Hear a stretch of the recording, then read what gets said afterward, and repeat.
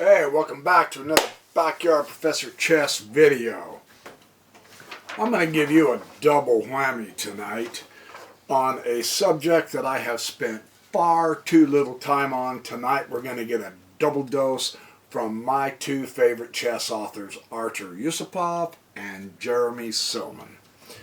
I get Yusupov's game out of his simply magnificent book, Chess Lessons. Hot stuff. And I get the Silman game out of my very favorite Silman book, How to Reassess Your Chess, 4th edition. These two guys, between the two of them, I'm going to be 99 before I'm done comprehending everything they've written. They are simply out of sight spectacular. First to Yusupov, we're going to show games on the passed pawn and how it affects the game. Yes? Yusupov versus van der Steren in 1994. Yusupov is playing the white. This is in his book Chess Lessons, page 76. d4, d5. Open with the queen pawn opening. The queen gambit declined, actually, is what it ended up being.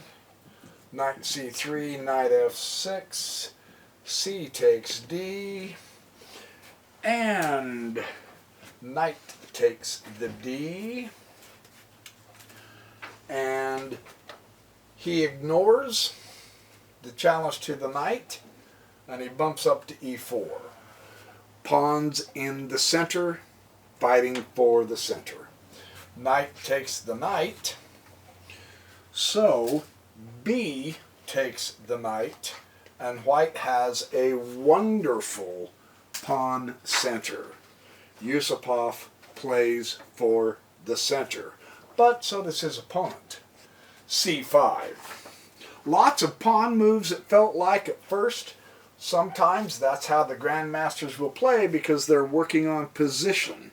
They're working on influence. C takes d4, taking out one of those powerful central pawns. C takes d4, returning the central pawn, and now he's ahead in development by a knight. Very interesting opening, isn't it? Very interesting how this is evolving here. Bishop comes to b4 check. Bishop bumps to d2 to take away the check, and the bishops swap. Bishop takes the bishop check, queen takes the bishop, and now notice something very interesting. Black has almost nothing to show for this game, and white has two wonderful central pawns and two developed pieces. Just something to keep our eye on. So he castles, properly so. Bishop to d3. Knight to c6. Queen to c3. And he says that is a move worth noticing. Kind of an interesting move there. Bishop d7. He'll show you why. Rook b1. And he has the exclamation point. And do I have to repeat it? I don't even think I dare say the words anymore because you're sick to death of me talking about it. So I'm not going to say the words. I'm just going to say, look what Yusupov did. You know it. And look at the response of his opponent.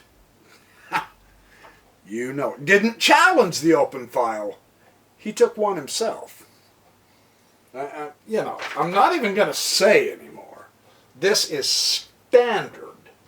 Queen to d2, and bishop back to e8.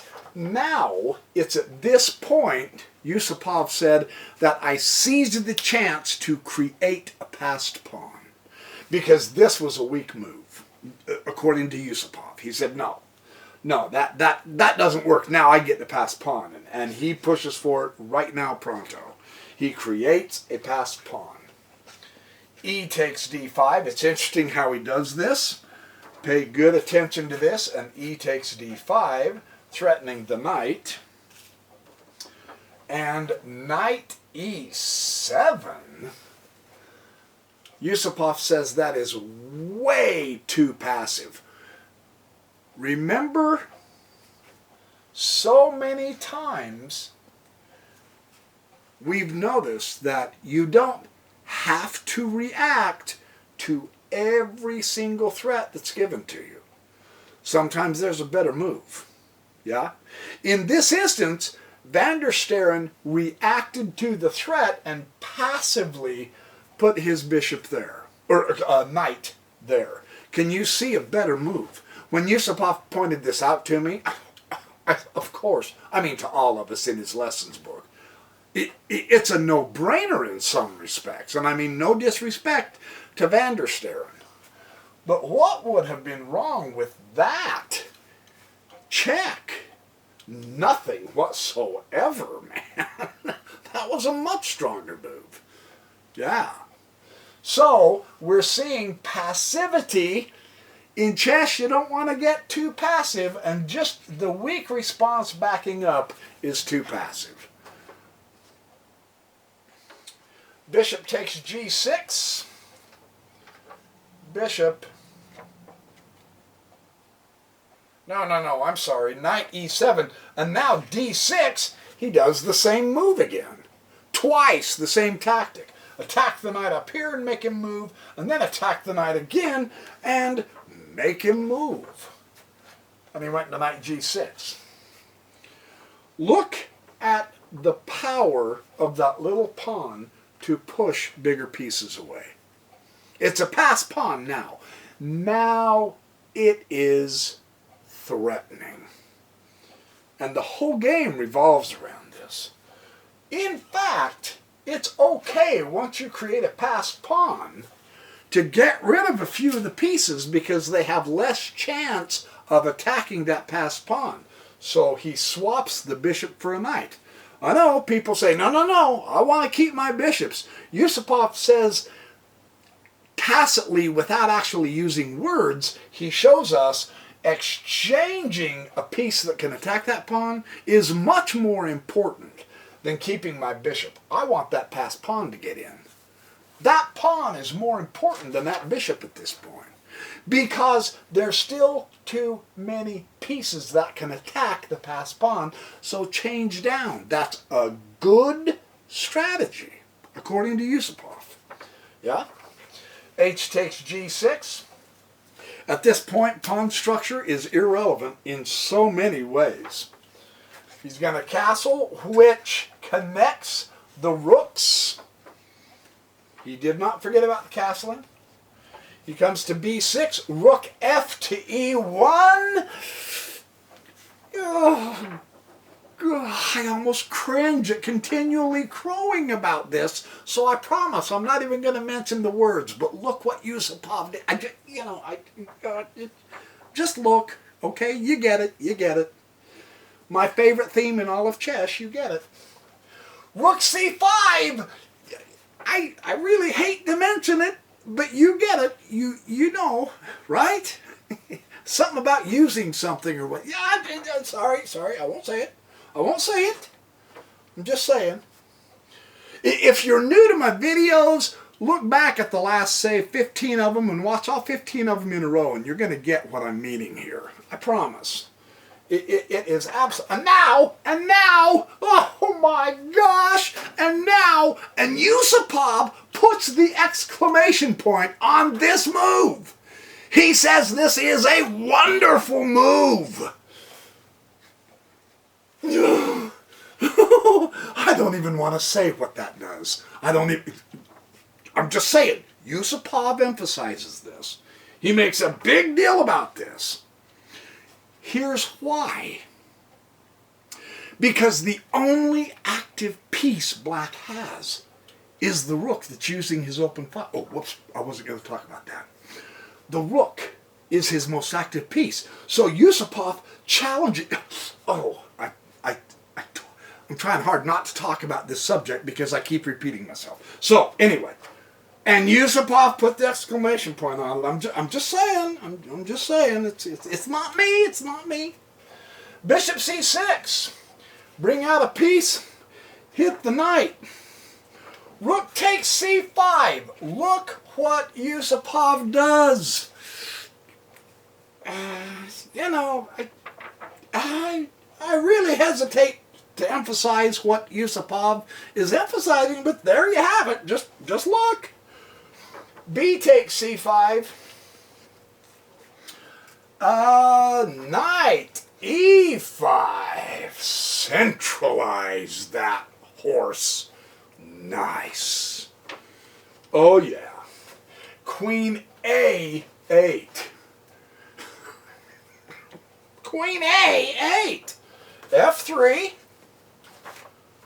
Rook to d8. d8? Really? Way too passive. Wrong move.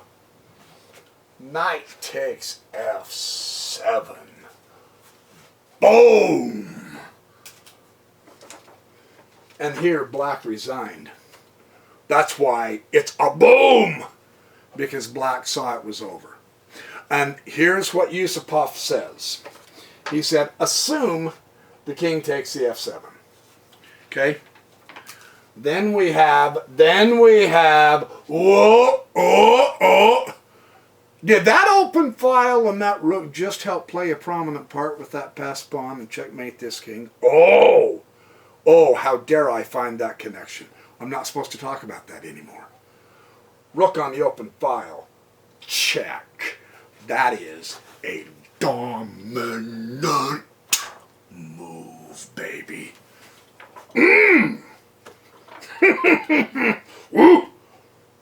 As Tim the Toolman Taylor used to say, oh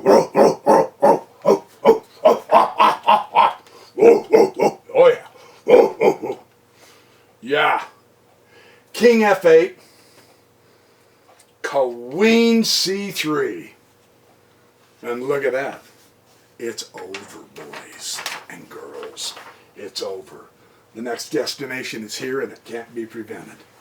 So there you have one of the cool little Yusupov encapsulations of passed pawns, and I really hate to keep bringing this up, man, but the coordination and conjunction of the open file with the passed pawn, it won the game.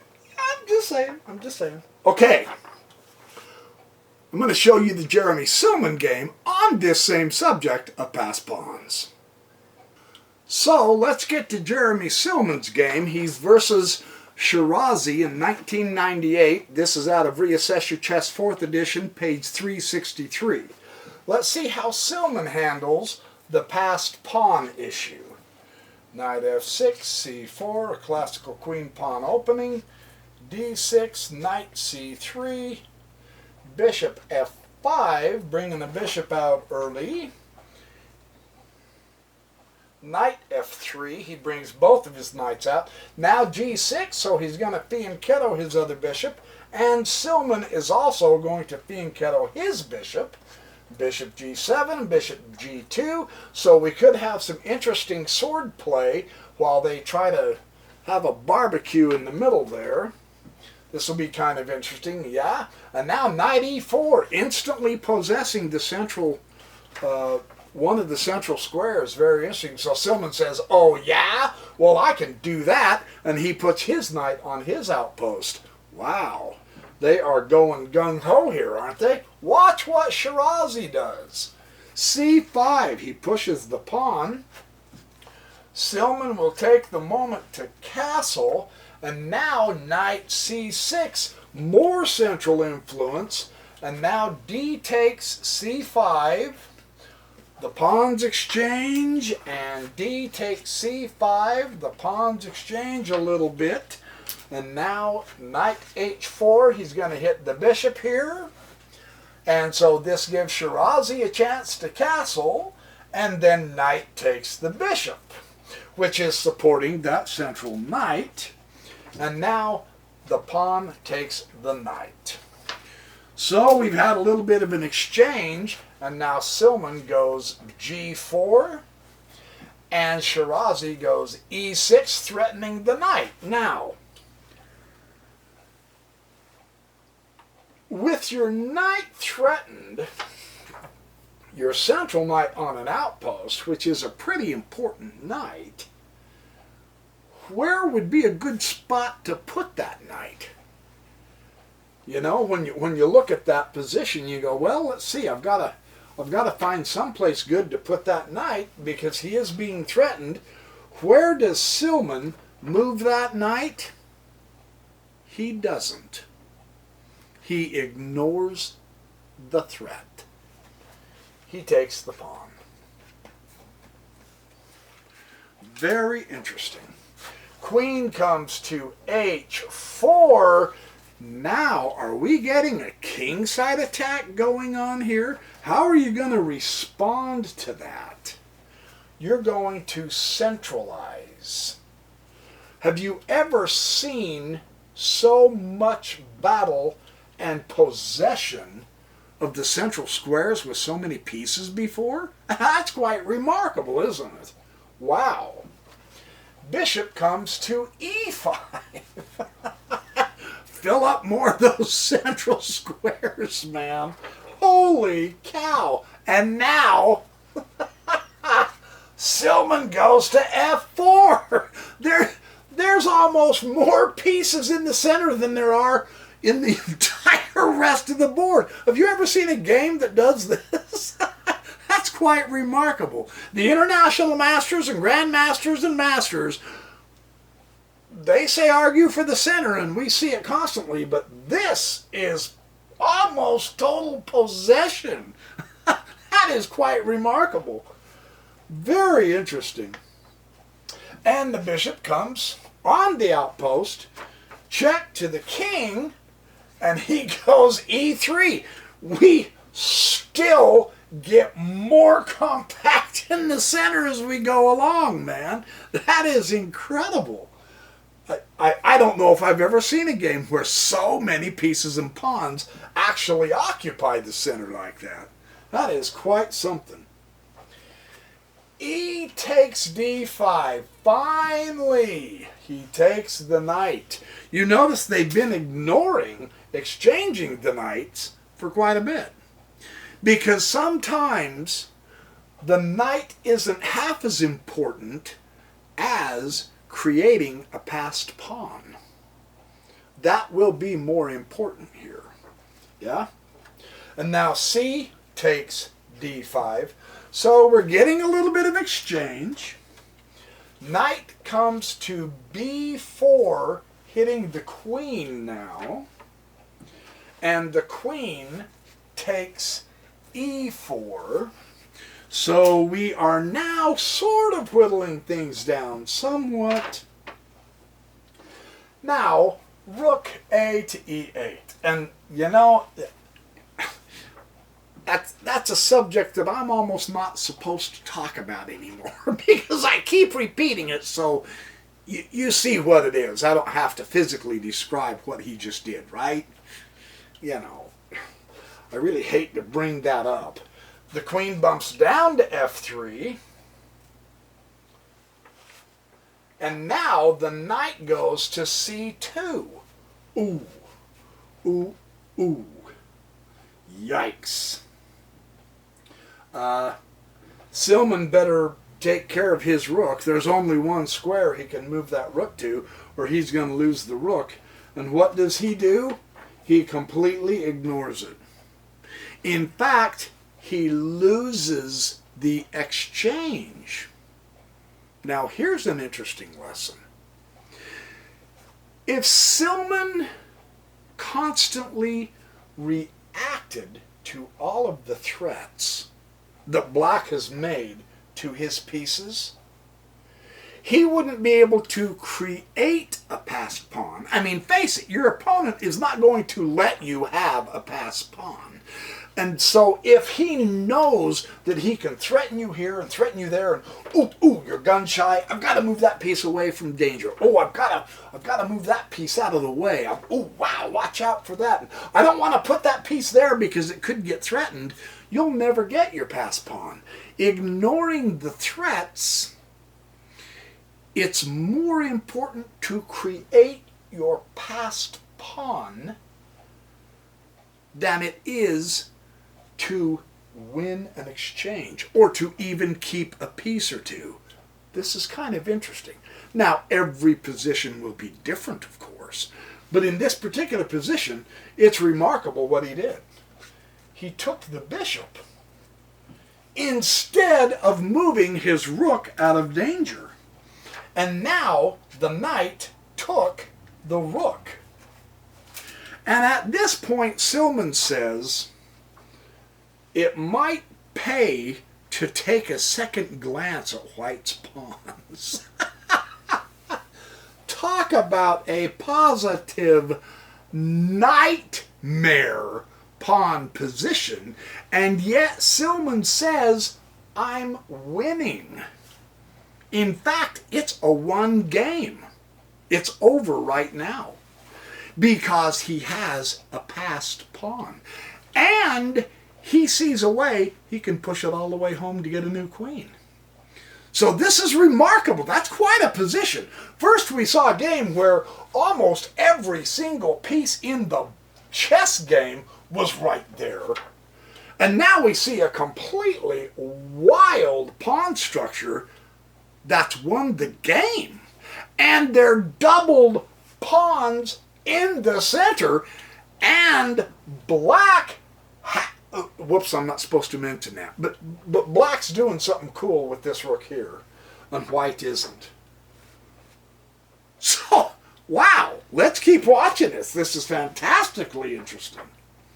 Queen comes down to d1. Yep, that's a good point. And he had an exclamation point there because he's behind the pawns. Queen comes to f6. Bishop up to d2. Finally, he's getting to where he can threaten that knight. Queen takes d4. Check. Did Silman go to sleep? This looks like a pretty interesting position here. King h1, of course. And now, knight comes out to c2. All right, I've got a knight, I've got a knight. He doesn't worry about the knight. He wants a passed pawn. He doesn't want material right now. It's more important for him to make sure he owns the stronger of the open files that I'm not supposed to mention than black's possession of his open file that I'm not supposed to mention. Because everyone is getting sick to death of hearing me repeat that, but every gosh dang quality powerful game I find has that feature. It's not my fault. I'm just saying, it's not my fault. Right? If these cotton-picking grandmasters would quit putting their rooks on open files, I wouldn't have to keep repeating it now, would I? Maybe someone ought to send him a memo. Hey, knock it off. This backyard professor guy is starting to drive us nuts. They'll listen. Oh, yeah, they'll listen. Anyway, knight to e3. Again threatening the queen. Now, at this point, I got news for you. I would react, right? I mean, it is the queen, right? Queen h5. What a play. Yeah? Nice. Queen gets a pawn. Did Silman fall asleep? What is going on here? How come Silman moved that queen way up over there? Bishop does take e3 finally. On an open file. He is going to do an exchange if possible. However, the play was king h8. So bishop takes e3, king goes to h8. And bishop then takes c5. Now, what is so interesting here is that Silman says the reason I took the pawn is because I want to dominate the queening square for my passed pawn. Now, the further up the board this passed pawn goes, the vital danger black is in. it increases. And it affects the whole game. It can't help it. Watch what happens. Rook g8 on the open file, challenging the file. Queen comes back to d1, backing up the passed pawn. Queen has to go to g7. Why? Because by moving his queen to d1, Silman is threatening the bishop to d4 check, and then we're at the end game. This game is almost over. So, I mean, there's a checkmate shortly. So instead, the queen has to go back and cover. That's why she went back. f6. Boom. What a pawn move. Yeah. Queen h6. Bishop to e7. Look at that outpost. Now remember, a few moves ago, he had two columns of double pawns that looked utterly ridiculous. Look at what they've been transformed into. Pure power.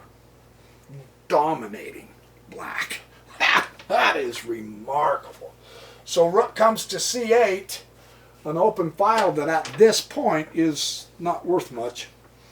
Here it comes. d6. Yeah, uh-oh. Uh-oh. Rook c5. Trying to figure something out quick. Bishop to f3. Rook takes g1. Check. Queen takes g1. No more check. And now look at the file that's threatening black. Right? That's pretty intense. Rook comes back to c8. He has to guard his back rank now. Right? He's kind of stuck there. Watch this. Queen g7. Boom. Check. Yeah. Let's get rid of the queens right now. Notice the strategy of Silman is the exact same strategy we saw in Yusupov's game. Exchange the heavy pieces when your pawn starts getting closer and you have less pieces to attack your pawn. And it's worth you taking off your own queen to do this. Yeah. That's a good strategy to know. F takes. King takes. And now, of course, d7 and he's in. Here comes the queen. So those are two really wonderful, powerful chess games by my favorite two authors, Yusupov, and I haven't read nearly as much of Yusupov as I have Silman, but what I've read, I have fallen completely in love with. It's sensational. Silman does give me the impression of doing a lot more overview on a broad scale of the imbalances, and Yusupov does the same thing, but he goes into a little bit more nitty-gritty detail with different variations and chess puzzles. But Silman did come out with his Reassess Your Chess workbook that does the exact same teaching methodology that Yusupov is doing in all of his Schachschule literature. 9 books worth, 2,800 pages, man. 3,000 pages if you include his chess lessons book. So this is going to be a sensational decade of becoming much better at chess, and I'm going to share with you my climb up the mountain, and you may as well come up it with me. Let's have a group party when we get on top, right? All right, there's your chess video. Thanks for watching my videos. I appreciate all the support, the comments, both critical and helpful and humorous and appreciable. I love making these videos. I've got only another 175,347 of them to make. So I will see you in the next chess video. Remember, happy chessercising and happy checkmating and happy life, happy attitude. Stay happy. It's infectious. I'm just saying.